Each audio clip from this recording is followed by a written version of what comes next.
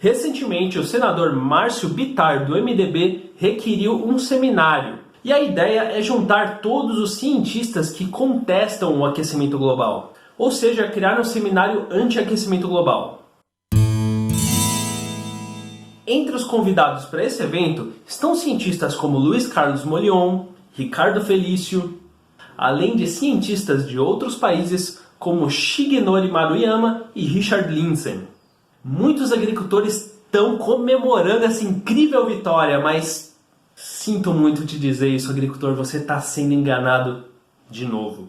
Todo mundo quer colocar o agricultor numa cilada, cara, é incrível! E olha só, tudo que você precisa saber de verdade sobre o aquecimento global, eu tiro das palavras do próprio Richard Lindzen, que é um dos caras que foi convidado para esse evento anti-aquecimento global. Numa entrevista dada agora em julho de 2019, ele diz o seguinte: para começar, vamos deixar algumas coisas claras. É claro que o CO2 é um gás do efeito estufa e que sua concentração aumentou nos últimos 150 anos, o que provoca um leve aquecimento do planeta e que o homem tem influência nisso. Tudo isso nunca esteve sob questão. Todos os cientistas climáticos sérios acreditam nisso. O que não está claro é se tudo isso terá as implicações alarmantes que vemos apresentadas como fatos científicos. Eu podia terminar o vídeo por aqui, mas eu quero te explicar, agricultor, o que você precisa de fato saber sobre tudo isso. Ou seja, como você tem que se preparar para o que está vindo no futuro. Primeiro de tudo, você tem que entender que o aquecimento global existe sim e o efeito estufa também. E um cara vai dizer, pô, mas tem lugar no planeta que está resfriando nos últimos anos. Aí o outro vai vir e dizer, não, a geada na minha fazenda que deu na semana passada foi a mais intensa dos últimos anos, então está esfriando. Não, cara, é normal que isso aconteça. Você tem que entender que quando a gente fala de aquecimento global, a gente está falando de uma média de todo o globo, de todo o planeta. Ou seja, tem sim alguns lugares que estão esfriando e tem outros lugares que estão esquentando. Mas na média, quando você tira a média disso tudo, o que a gente tem é um aquecimento e por isso a gente diz que o planeta está esquentando. Cientistas que dizem que efeito estufa é uma física impossível ou que tudo é um plano globalista de conspiração para manter os países de terceiro mundo mais pobres. Esses caras são só sensacionalistas que estão querendo chamar atenção, não dá bola. Mas os cientistas são da USP. Meu amigo, isso não quer dizer nada, eu também sou da USP e não estou falando essas coisas. Vamos fazer assim, você quer se ferrar? Então continua acreditando nesses papos de WhatsApp. Manda bala! Mas se você quer se tornar agricultor de altas produtividades, já passou da hora de você entender que informação você consegue estudando e não acreditando em qualquer coisa que a mídia diz para você. A escolha é sua. Segundo ponto, o aquecimento global é compreendido, mas os efeitos que ele vai ter no planeta de fato ainda não são completamente entendidos. Mas uma coisa é certa, tem muita gente estudando isso e tem muita coisa que a gente já entende. Tem trabalhos, por exemplo, desenvolvidos por vários pesquisadores brasileiros, incluindo Rafael Abreu, doutorando da USP e também um dos meteorologistas da Oráculo, que demonstram, por exemplo, que o aquecimento que a gente vem registrando no sudeste brasileiro ao longo dos últimos anos se dá sim por conta da influência humana. E eles descobrem isso a partir de análises extremamente complexas que mostram que as fontes naturais não tiveram grande influência nesse aquecimento. Ou seja, esse aquecimento no Sudeste se deu em grande parte por conta da ação humana no aquecimento global. Além disso, um outro estudo do Rafael mostra um segundo impacto das mudanças climáticas causadas pelo ser humano. Ele mostra evidências de que o ser humano aumentou em até 5 vezes a probabilidade de chuvas muito intensas na bacia do rio Uruguai em 2017, o que causou muitas inundações e grandiosos impactos socioeconômicos naquela região. E não são só brasileiros, existem cientistas das mais diversas etnias chegando aos mesmos resultados, como por exemplo norte-americanos e chineses. Pesquisadores chineses como Yang Shen e colaboradores em 2018 estudaram ondas de calor intensas no centro-leste da China, como por exemplo um evento recorde que aconteceu em julho de 2017, um aquecimento nunca antes registrado.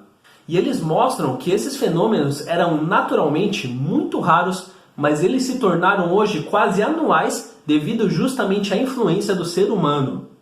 Olha só, você que é agricultor, com certeza você sabe que está tendo uma guerra econômica entre China e Estados Unidos, não é verdade? E mesmo assim, cientistas dos dois lados estão chegando no mesmo resultado. A questão não é política, ciência não é política, ou pelo menos não deveria ser. Terceiro ponto, você tem que entender que o aquecimento global existe sim, mas que isso não é o fim do mundo, realmente. O mundo não vai acabar, longe disso, ele vai mudar. E esse é o ponto mais importante que os agricultores têm que entender. E para mostrar que nem tudo vai para esse lado, a gente tem, por exemplo, pesquisadores como Caio Coelho e colaboradores que em 2015 mostraram um resultado diferente. Se você é do Sudeste, você deve lembrar da grande seca que aconteceu em 2014 e 2015, né? Então, esses pesquisadores mostram que há grandes evidências de que essa seca não tenha sido causada de maneira alguma pela influência do ser humano no clima, sendo que a vulnerabilidade nesse caso se deu principalmente pelo aumento da população e, consequentemente, aumento do consumo da água na cidade. Existem também muitos pesquisadores brasileiros que estão estudando como o aquecimento global vai influenciar a agricultura. Dois deles são Nereu Streck e Kleber Maus, da Universidade Federal de Santa Maria. Eles discutem que o aumento de CO2 na atmosfera parece ser inevitável. Afinal, a queima de combustíveis fósseis não deve diminuir ao longo dos próximos anos. Então eles falam que o aumento de CO2 na atmosfera na verdade pode ser benéfico para a agricultura, porque afinal aumenta a eficiência da fotossíntese em culturas como soja e milho. No entanto, o aumento das temperaturas que vem junto com o aumento do CO2 na atmosfera pode anular completamente esses efeitos, causando na verdade um estresse térmico na planta que acaba reduzindo a sua produtividade. Há culturas, no entanto, que podem sair ganhando com o aquecimento global. Um estudo publicado por Marinho e colaboradores em 2013, por exemplo, sugere que a cana-de-açúcar vai ser beneficiada pelo aquecimento global. As simulações que eles fizeram sugerem um aumento de até 54% da produtividade da cana no sul brasileiro. Além disso, a produtividade no centro-norte de São Paulo da cana também aumentaria, assim como toda a área cultivável no Sudeste.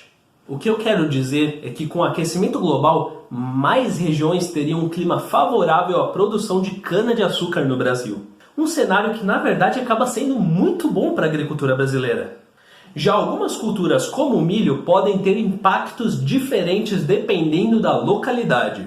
Estudos como o de Dalmolin e colaboradores em 2018 mostram, por exemplo, que a produtividade na porção sul do Rio Grande do Sul pode aumentar, só que na porção norte do Rio Grande do Sul ela tende a diminuir. Já para cafeicultores, as notícias são bem piores. Como sugere um estudo de Ban e colaboradores de 2015.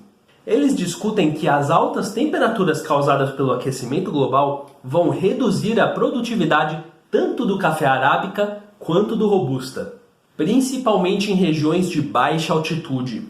Para se ter noção, um outro estudo publicado por Delgado Assad e colaboradores em 2004 mostra que em São Paulo, Goiás e Minas Gerais, 95% das áreas aptas a produzir café serão perdidas. E no Paraná esse número chega a 75%, é muita coisa. Isso significa que a área cultivável de café no Brasil, com o aquecimento global, vai ser reduzida apenas às áreas de maior altitude. O que é infelizmente uma perda inestimável para o que eu particularmente considero hoje o melhor café do mundo. Além disso, estudos como o de Guine e colaboradores em 2008 mostram que com o aquecimento global haverá uma tendência maior de surgimento de pragas. Ou seja, as condições climáticas serão cada vez mais favoráveis para pragas como nematóides e o bicho mineiro. Se as pragas já estão ficando cada vez mais resistentes aos pesticidas e daqui a alguns anos as condições climáticas serão mais favoráveis ao surgimento de pragas, imagina só como vai ficar daqui a alguns anos.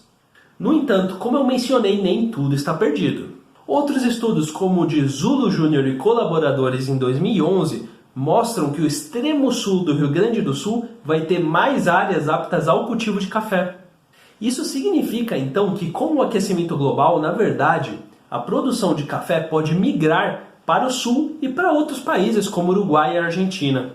Então, esse é o principal conceito que você tem que entender, produtor, sobre o aquecimento global. As culturas elas vão migrar, elas vão mudar de lugar. O que você produz hoje na sua fazenda pode ser que amanhã você não consiga mais produzir. Nesse sentido, você tem que estar preparado para nas próximas décadas, talvez ter de mudar completamente as culturas que você produz na sua fazenda. Por isso é importante você não negar o aquecimento global. Você precisa entender que ele existe e principalmente você precisa entender como ele vai afetar a sua região para você estar preparado.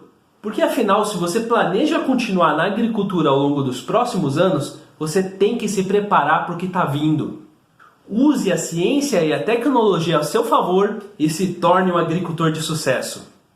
Se você gostou do vídeo, não esquece de curtir e compartilhar com seus amigos. Vamos ajudar a construir no Brasil uma nova geração de agricultores cada vez mais conscientes.